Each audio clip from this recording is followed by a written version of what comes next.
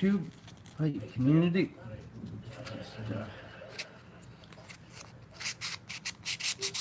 Just sanding, got some 220 grit sandpaper here and starting to do some sanding here on this.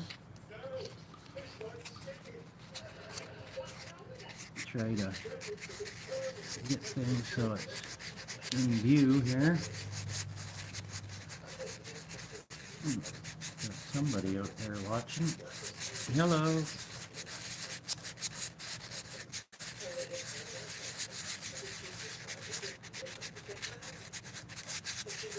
I'm trying to, hey Jeff, how are you? Hope all is well in your neck of the woods there today.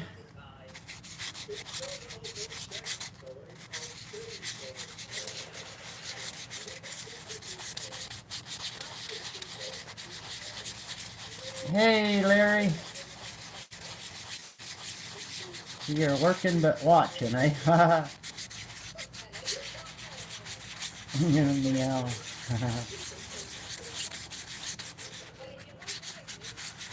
Oh, I just bumped the camera there, sorry.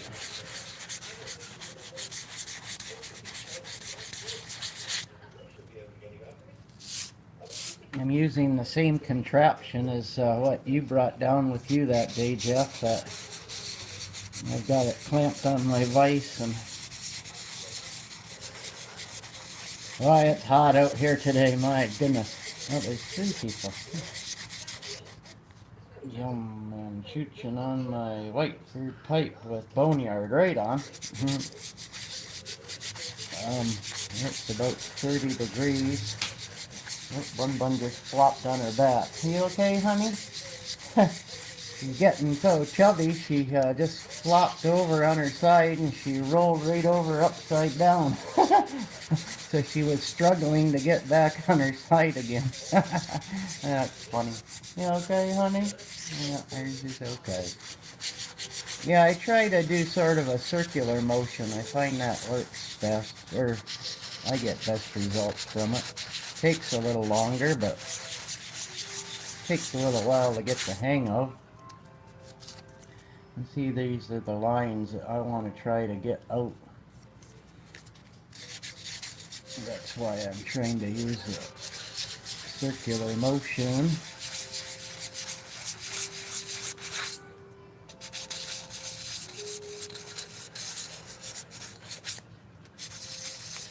Yeah, the Environment Canada just issued a heat warning. Pipes are all about patience, whether making or smoking. Yeah, you got that right, Jeff. You got that right, my friend.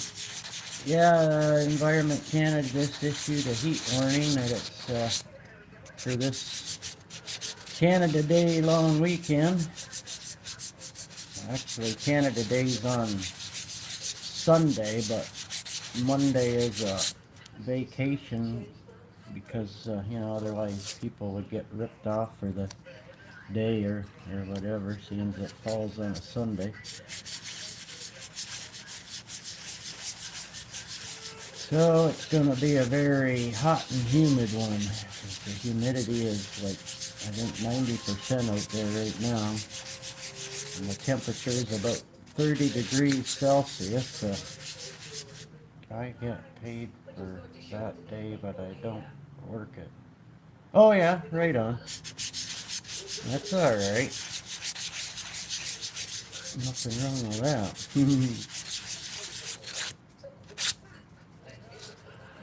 See, I need some attention right there.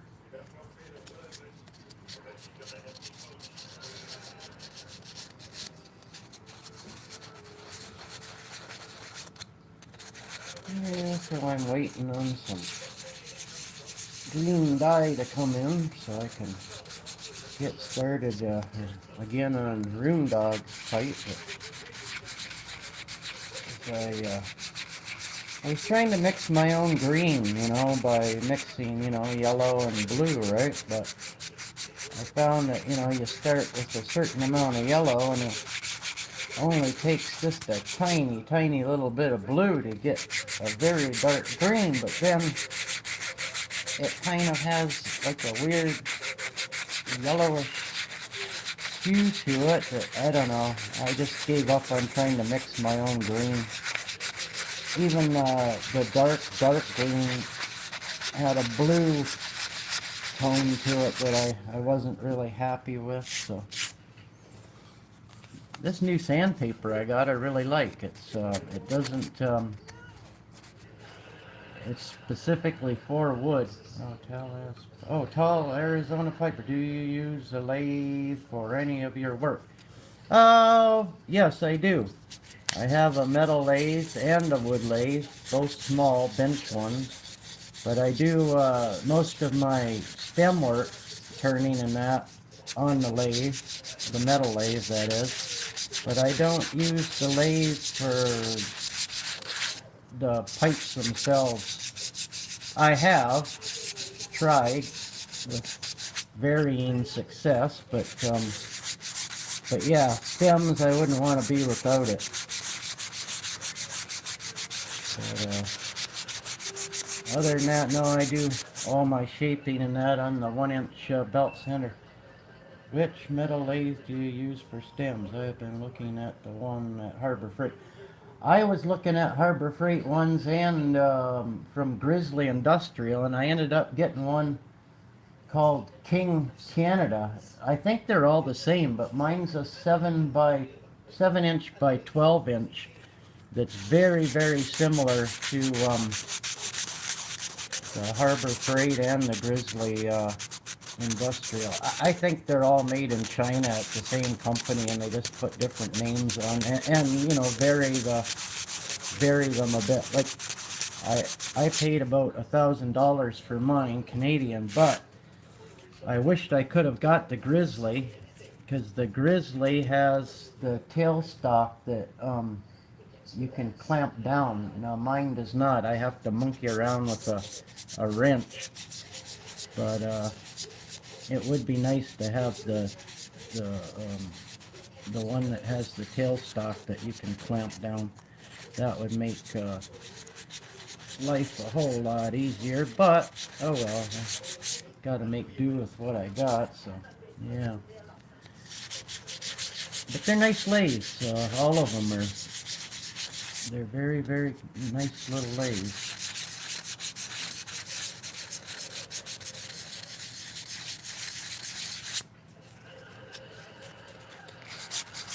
Yeah, this sandpaper here is specifically for wood, and I'm noticing a real difference. It's not gumming up with the stain like normally. That doesn't look too bad, right? Normally, geez, it fills up something fierce. There's another thing I've done before when it comes to sanding off, and I forget what Danish pipe maker I was watching, and they were doing a contrast stain, and they had the pipe all completely black, kind of like this one here that I haven't for myself, this little chubby job here that I haven't worked on in a while. But anyway, now with that being black, and he's mentioned to run it on, use a buffing wheel and buff it, and it'll save a lot of time with sandpaper. And I have tried that, and it does work, but I didn't have right now I don't have a plain buffing wheel that's not contaminated with Tripoli, so that's why I figured I'll just use the sandpaper. But this sandpaper here is actually quite good, and it's made specifically for wood, whereas the other stuff I had was just, you know, multi. Actually, I'll show it here. It's Gator.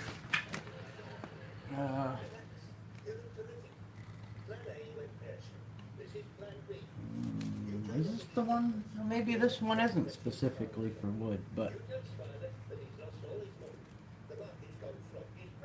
no, this isn't. But the 100 and the 150 that I just got is. But and then when I get the 320, the 400, and the 600, I get waterproof sandpaper because I like to water sand in the kitchen sink there. I set up a light up above it. Hey Dan, how are you, bud? How's things out there in Iowa, my friend?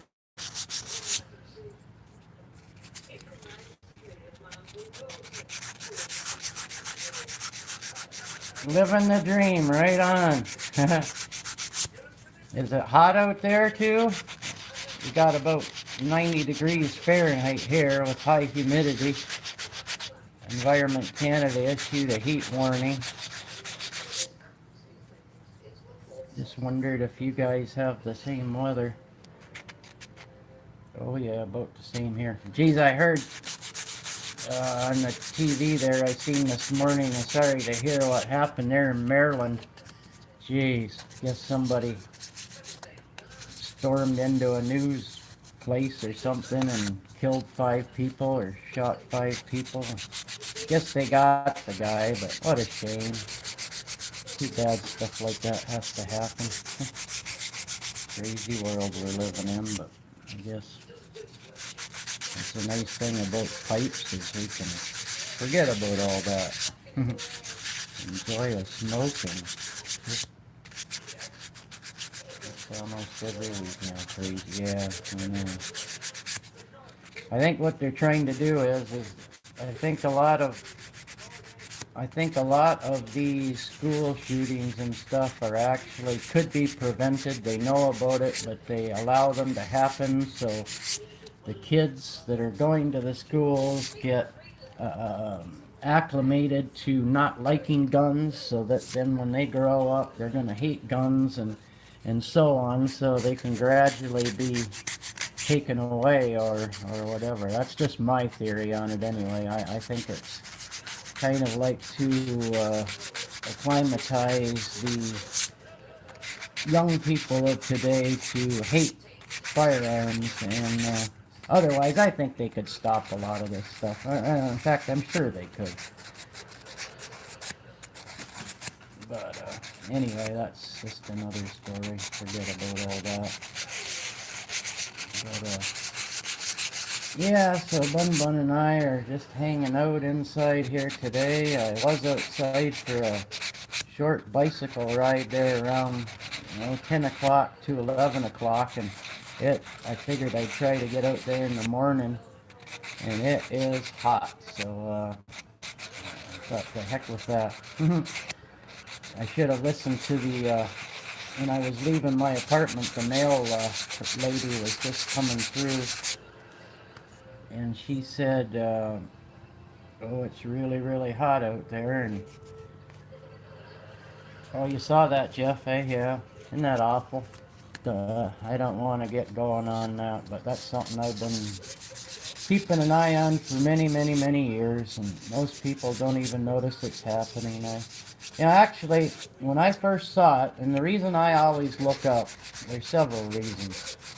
Through amateur radio or even CB radio, even as a kid, 12 years old or so, I got my first CB radio. I've always been looking up to look at antennas, see where and what people had CB antennas and what kind of antennas they had, and just by looking at the antenna, you can get to know whether, people have a scanner antenna or TV, or if they're CB or amateur radio. Oops, sorry about that. And that's one reason I've always looked up. Another reason is when my dad had an airplane, and so I was always around small planes and flying.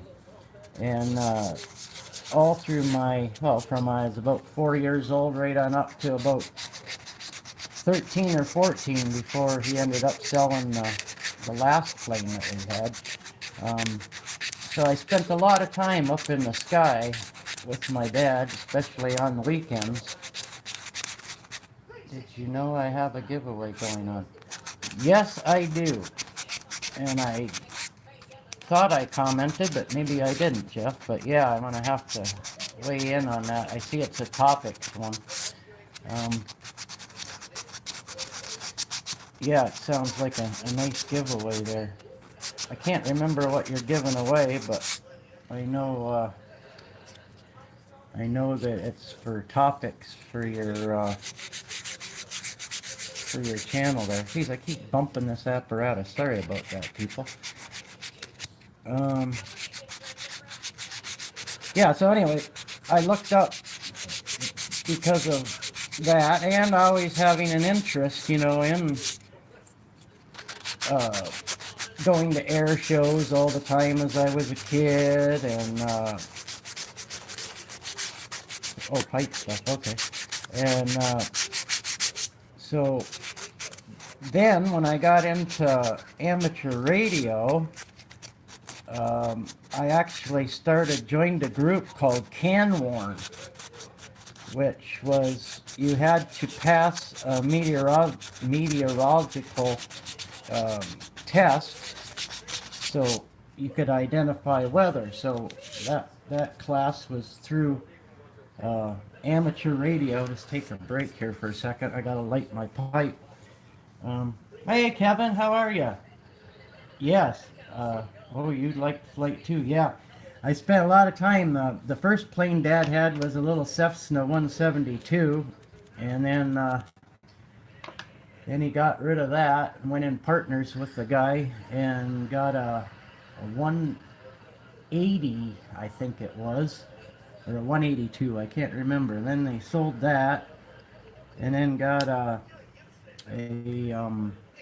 twin engine one. I remember flying to Toronto. It was before they priced the small airplanes out of the sky, and but I remember we flew to Toronto International to pick it up, and it was a small twin engine of some sort, but it was nothing but trouble. So Dad sold that and went on to get he went in partners, and I think they got a 185. It was a blue and white one. I still remember the call sign, CGXYZ. Funny how you remember stuff like that. So, yeah, so I've always had an interest in the sky and weather, and then, joining Can Warn, you had to pass a weather course, or like identifying clouds, like cumulus nimbus, or, stratus. I can't remember them all now.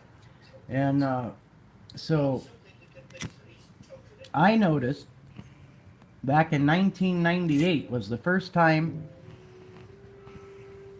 I saw what I thought, and what caught my attention was I seen, what would be called a chemtrail today, or what some people are erroneously think is a condensation trail. Well, condensation trails don't last for hours and disperse into strange clouds.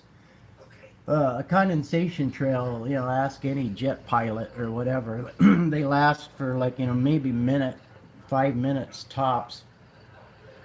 Hey, strong take on chemtrails, my joke. I didn't catch all that, Josh. And so, anyway, that's why I always looked up. And I first started noticing it in 1998. I thought it was a missile or something, because I seen the trail going across. You don't see jets do this. I lived in Lowbanks on Lake Erie. We were right under the flight path of a major flight path of plane, from Buffalo to Toronto and whatnot, New York. They flew right over us to those. Anyway, when I first saw this here, I thought it was a missile or something. I thought, oh my God, World War III's happening. This was in 1998. And that was when I first saw a jet leaving a long, long, long contrail / chemtrail, whatever. And I didn't believe, I didn't know what was happening, but that was 1998. And so that's what, I've been watching it since then. And I learned right off the bat to many now it's more okay to talk about it, but back then you didn't want to even mention it because they think you're nuts, eh? Yeah. But now I think more and more people are starting to realize that something indeed is a little odd. I mean, here's my argument. When you go to an air show or something and people are writing in the sky, they're spitting out, that's paraffin wax that's making the big clouds. And that doesn't even last as long as this here aerosol particulate that is supposedly aluminum, barium, and strontium particulate. Now, here's another thing that I'm wondering. When you see regular old jets or commercial airliners that appear to be passenger planes, I can't see that they would have them all outfitted to be able to spray. I think some of it is actually um, in the damn fuel. That's what I'm wondering. I don't have any proof of that, but just think back in the day when gasoline was leaded and they purposely put lead in to help lubricate the pistons and stuff. So you weren't, burning out rings all the time. Well, then, cars changed and whatnot, and they got rid of the leaded gas. But, if they could do that back then they can easily put stuff. I mean, that's another thing. People are mistaken when they think that jet fuel is some high octane stuff. It's not. It's like it's thicker than diesel fuel. It's not as thick as bunker C, but it's thicker than. It's more like a kerosene, and so they could easily put stuff in there, and then when that's burnt through the turbine engines, then it leaves that particulate, and that's what we're seeing. I don't know that. I'm sure some probably is actually sprayed out of sprayers, but I think that would be a lot of work. And when this is happening in all countries, it seems to be, except Iceland and I guess North Korea or whatever.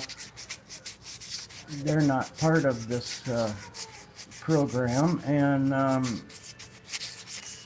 I think it would be a heck of a lot of work to outfit all these here planes with tanks and whatnot. So I'm wondering if it's actually put in the fuel. I've heard some people say that they're using coal tar ash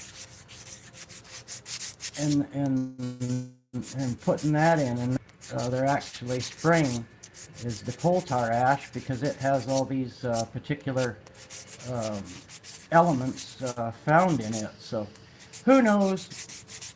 All I know is it can't be good to breathe in, and I've noticed that trees are dying all over the place.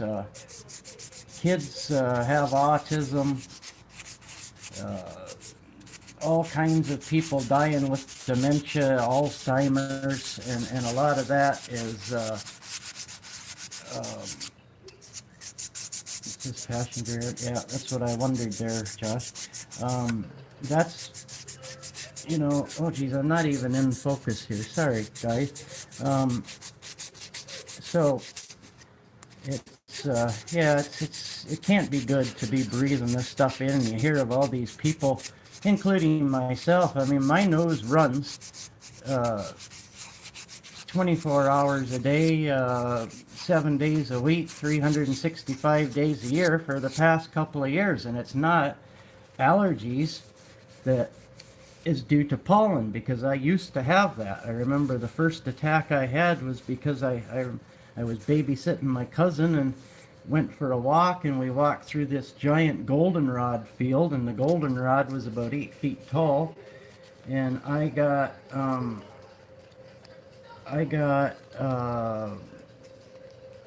hay fever like you just would not believe, and then gradually it stopped. But this is different what I've got now, and so, and a lot of people, they're calling it chemtrail lung, apparently. So I don't know. I wonder who's really behind it, and if the people that are doing it, if they really even know the full truth behind it. Are they being tricked, I wonder, you know? Are the pilots being tricked? You know, I heard it, you know, it's called Operation Solar Shield.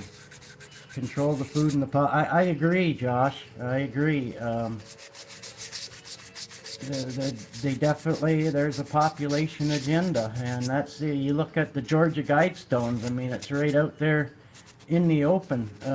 They want a world population of only 500,000 people, and it's not a conspiracy. I mean, you can look up all this stuff. Anyone can.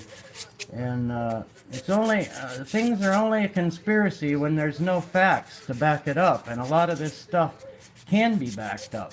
And when you realize that this world is being, yeah, agenda used to be agenda. Yep.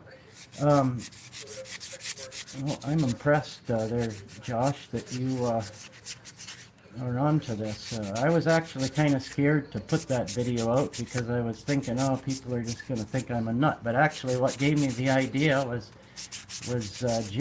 Josh, and also what made me make the video was seeing Mr. Grumpy's house.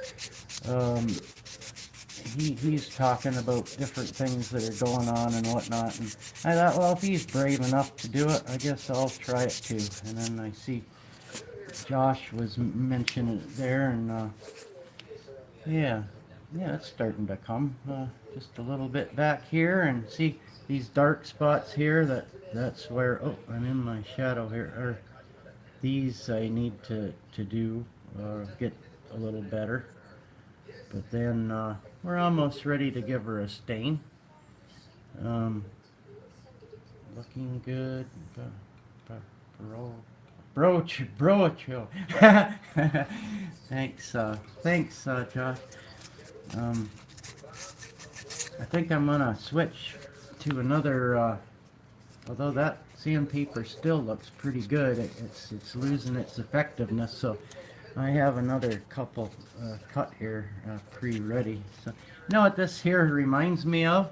I keep thinking that I'm eating ketchup potato chips. I don't know if you guys in the States get ketchup and dill pickle potato chips down there, but it's the same color. That's what it's kind of reminding me of. But yeah, there is I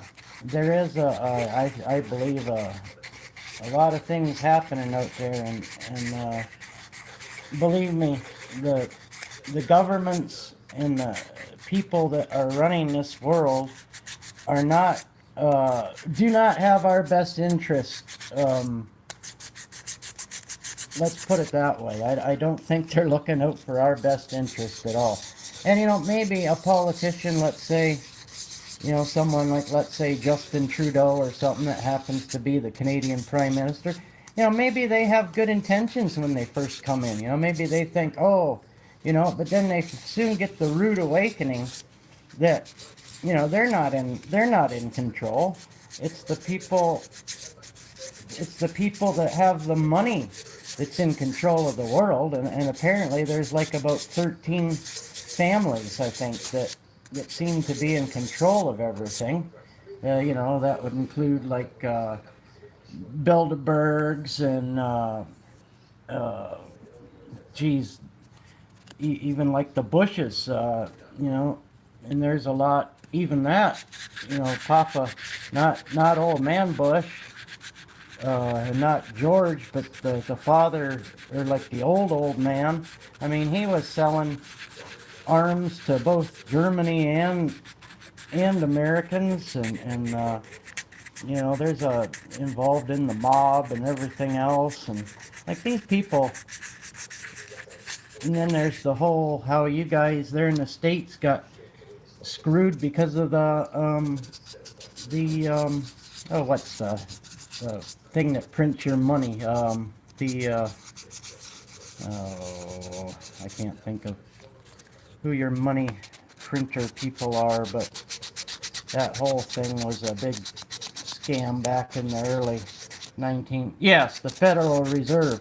That's the biggest damn scam. All that money goes to Britain, the big bankers in Britain, and then on to the Vatican, apparently. So, private bank owned by the Rothschilds. They're one. Geez, they're one nasty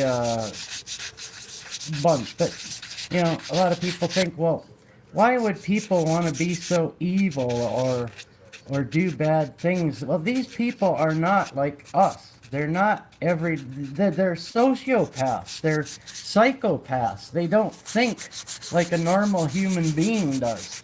And whether it's because of their bloodline or whatever, or whatever, I don't know. But they lack compassion and empathy. And, yeah, I don't know. Just, what can we do about it, you know?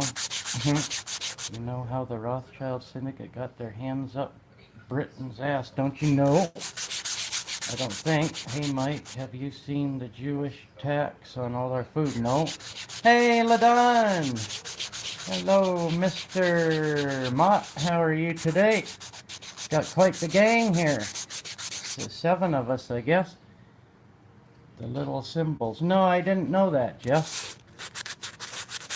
But that's one thing my grandfather used to say is it's good to learn something new every day. And he was right about that. Yeah, if we could all learn something new every day. They manipulated the market at the end of the French Revolution, yep. Well, I heard that they were even part of getting, was it the Bilderbergs? I'm not sure, but one of them, they were even part of getting Israel their own country again. And, that was all taking place back in the early 1900s and stuff when that was originally drawn up. Never mind, 1948. Look at the food it has, like pear or you. Huh, well, I didn't know that, Jeff. That's something I'm going to have to check out.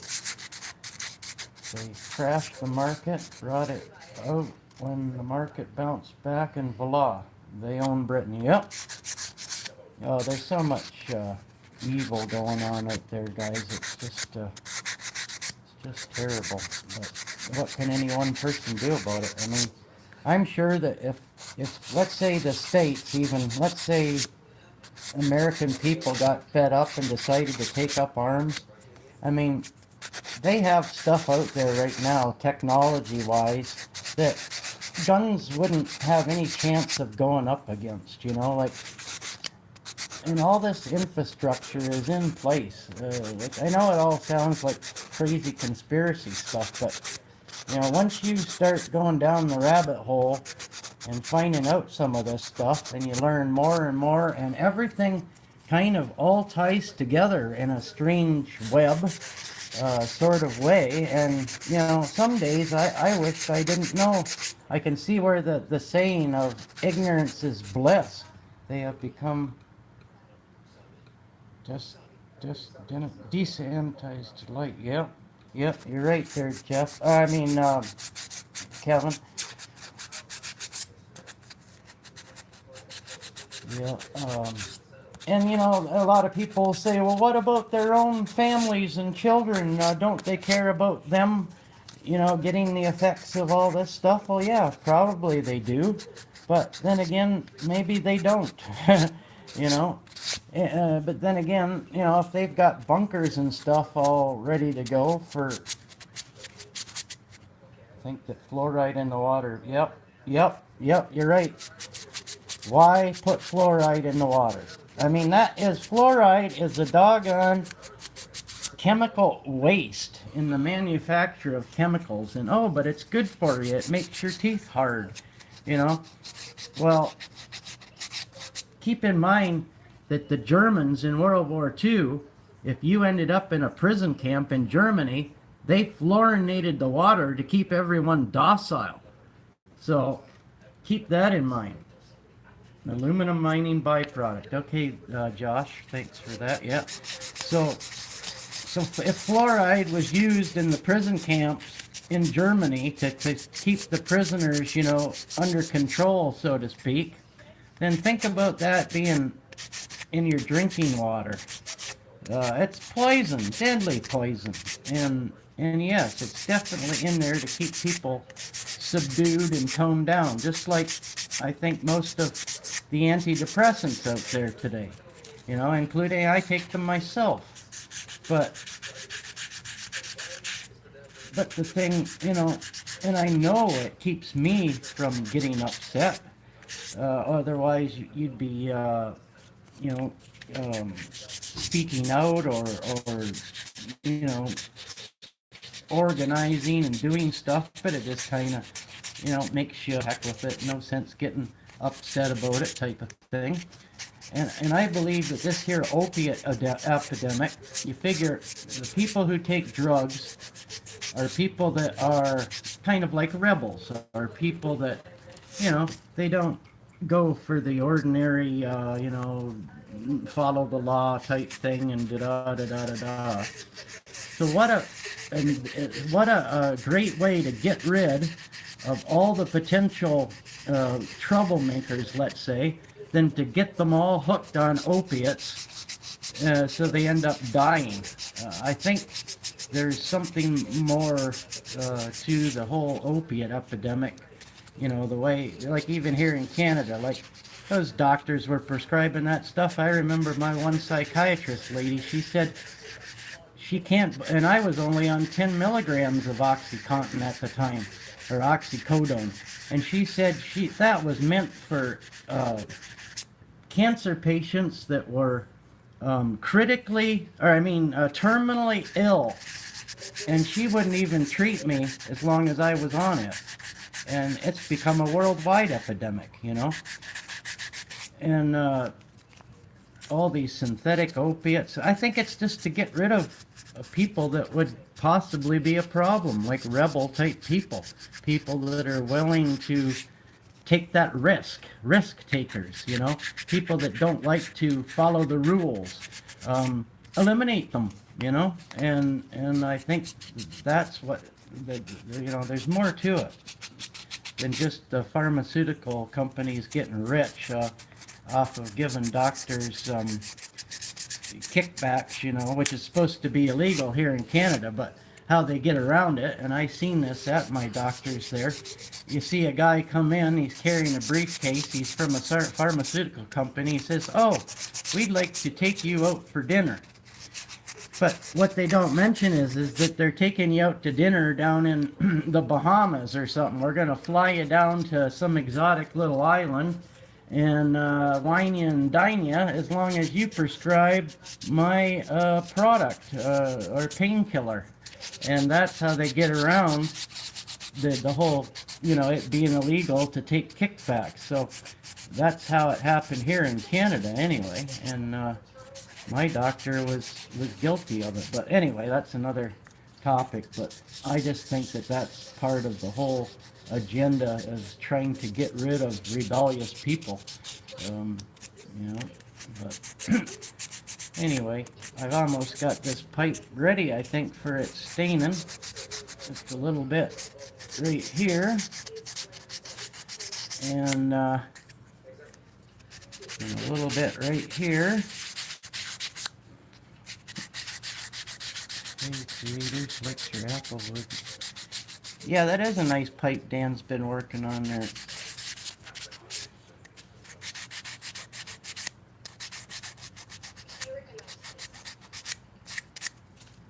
You know, just a little, oh no, that was dust. Okay, I thought there's a little spot right there.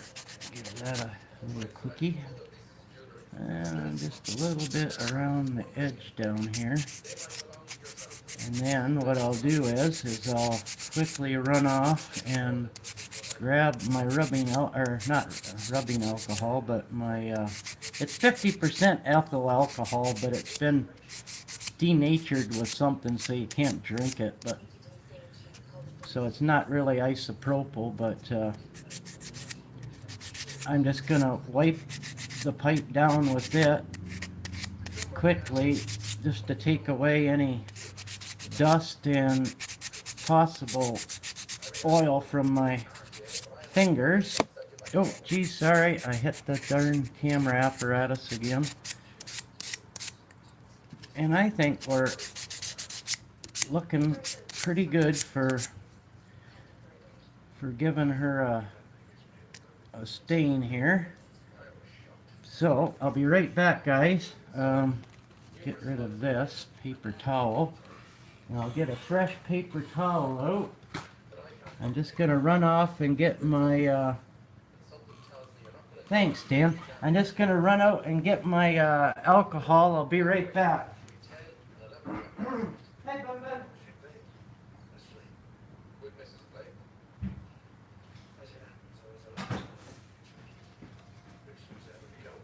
Yeah, this is the alcohol. Just dollar store stuff. And I'll go get my stain. I mean dye. Oh. Burgundy. I'll give her a shake here. Oh, I need a pipe cleaner too.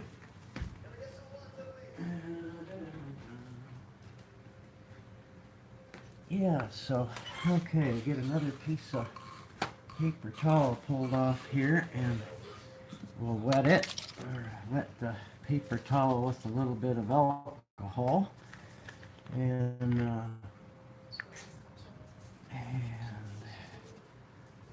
we go, just a little.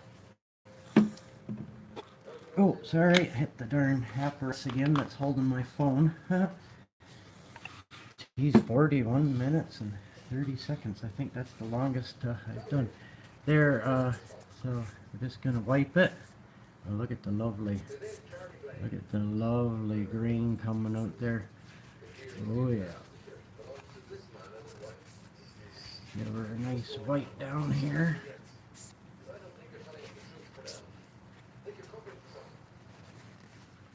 Oh yeah, that's gonna, see, look at that, come off all the dust and dirt, eh? I'll give her one more wipe down here, just to make sure we get everything off of it there. And we'll even do the inside of the bowl there. Okay, so we'll set that down there. Well, that's pretty, as you please. Okay, now give that a shake, and I'll get this ready to put in. I'm just gonna light my pipe here. I'm needing a smoke. Yeah, it's nice to see everybody. Oh, we're down to 2 people, but that's okay.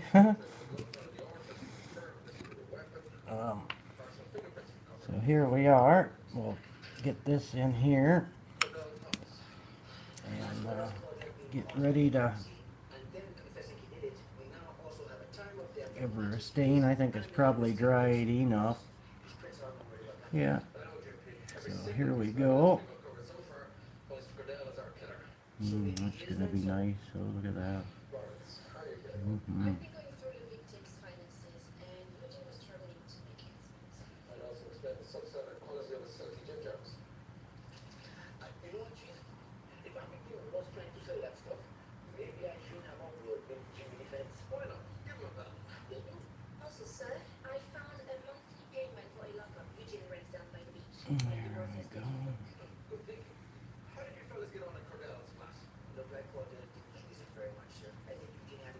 And I'll give her a little more dip here. Oops, sorry.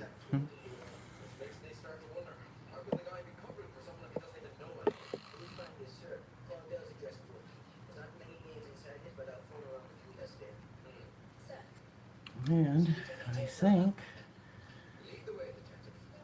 I'll just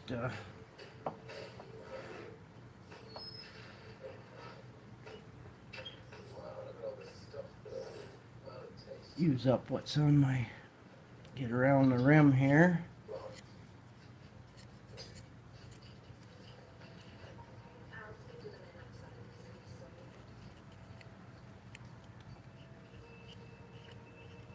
And I think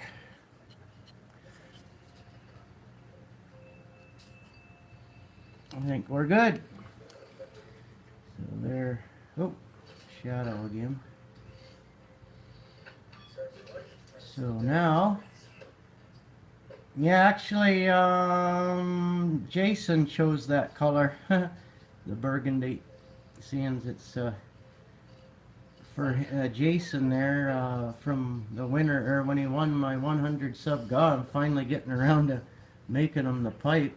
But I told him what colors I had, and he picked either this or green. Well, since I'm waiting on my green, then I figured, well, I would go with the burgundy. So anyway, thanks guys for Dark Fire, Kentucky. What you're smoking there, Don?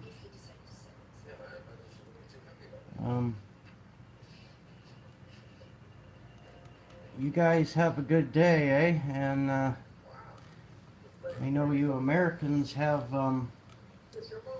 you have the 4th of July coming up, whereas we have Canada Day here on Sunday. And then Monday's going to be a holiday, so Grand Couprier Boneyard here. I'm actually smoking what Lackadaisically sent me, which is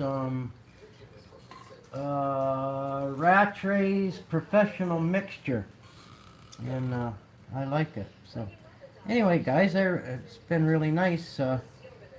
Thanks for tuning in and everything. I'm gonna let this dry, and then when I come back, I will sand it with 320, and then give it another stain, and so on till we get up to staining right after 600. Then it'll go on to yeah, Kev, I enjoyed it too. It was nice to see you guys. Right on, Josh.